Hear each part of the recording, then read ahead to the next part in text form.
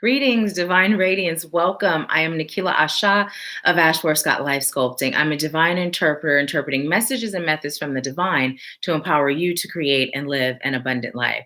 So I literally pulled cards for myself and I read the first card and was led to share it in our Facebook group, the United Light Beings Awakening group. And then I was like, okay, Spirit said to share this. So now I'm going to go ahead and move on to my second card because after all, I pulled cards for me, or so I thought.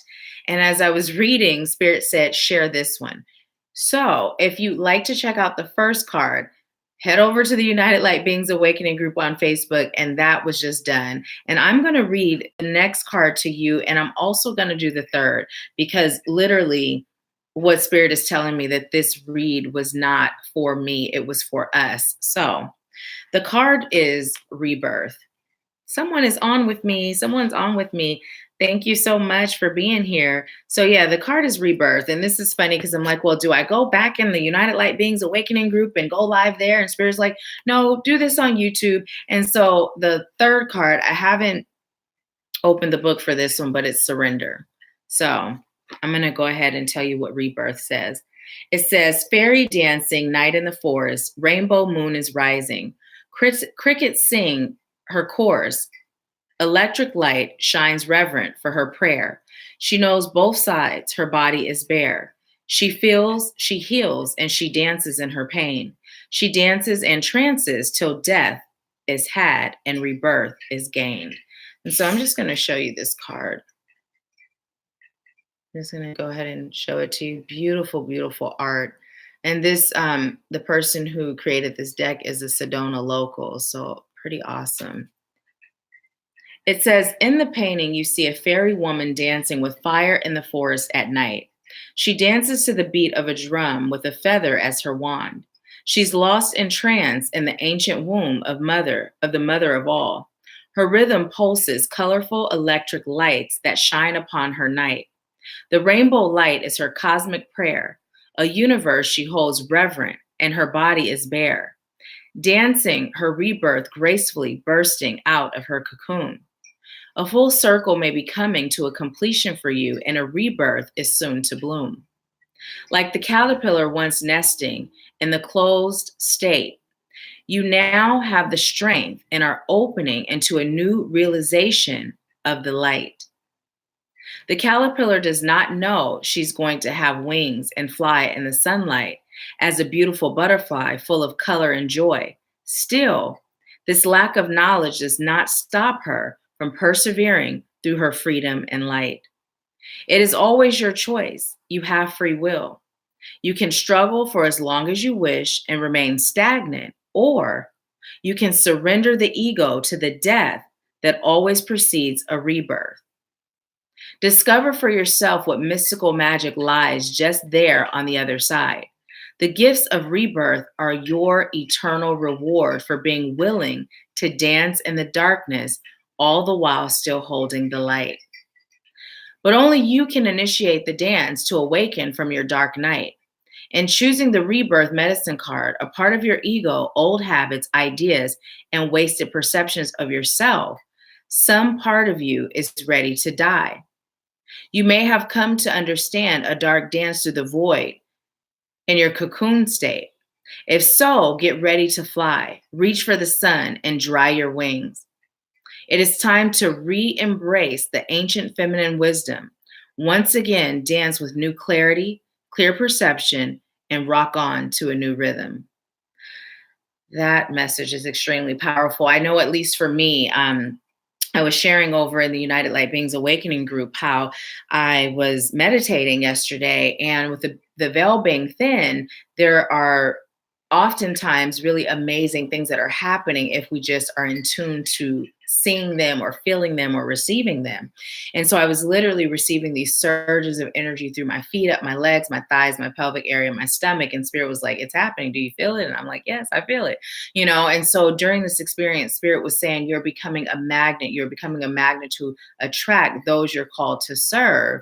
And then also that I was vibrating at the frequency of abundance. So for me personally, I know this card symbolizes that one phase in my journey is now closed. closing as I step into the next phase.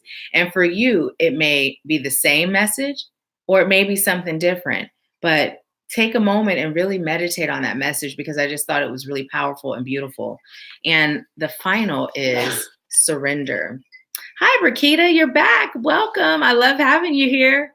Yeah, I was saying, I literally went on to the next card. Bless you, honey.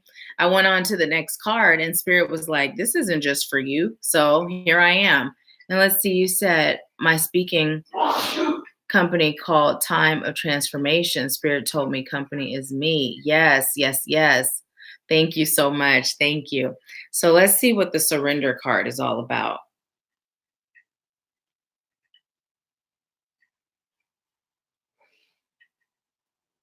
I kind of take a peek. I don't look at the cards, but I kind of take a peek as I'm, it's like a kid shaking the box of a present. Like, what else is in here? So, what it says with the surrender is surrender, return, give intent to remember. Our mother's rhythm drum. We are to return whence we came from, allow the waters to flow. Remember, ego, let go. And it says in this painting of Atlantean king, he has surrendered, knowing his kingdom has come to an end.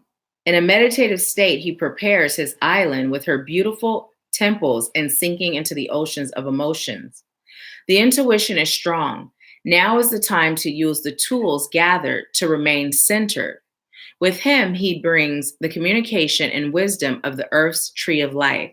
He carries medicines for the people. As an ear ornament, he wears a rattlesnake bone that holds the power to transmute negative energies to a higher level. Before your ego can truly be transformed, it must be known and understood on all levels and extremes. I have chills, Brakita, because already I'm feeling like this resonates with what came up in chat today. This phase of clearing work is sometimes called the dark night of the soul, moving beyond the boundaries of fear and surrender into the knowing of self.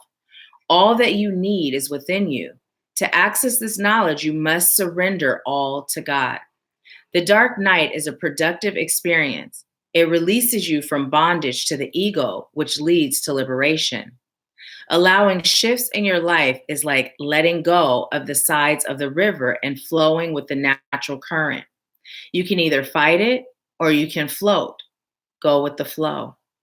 Go where the river takes you. Surrender your hurt, past blame, defenses, fear, and limits. Surrender your ideas of wrong and right. Give up the illusion of control and feel the support that is being offered in the stream. And soon you will find out just how easy it is when you give up the ego's fight.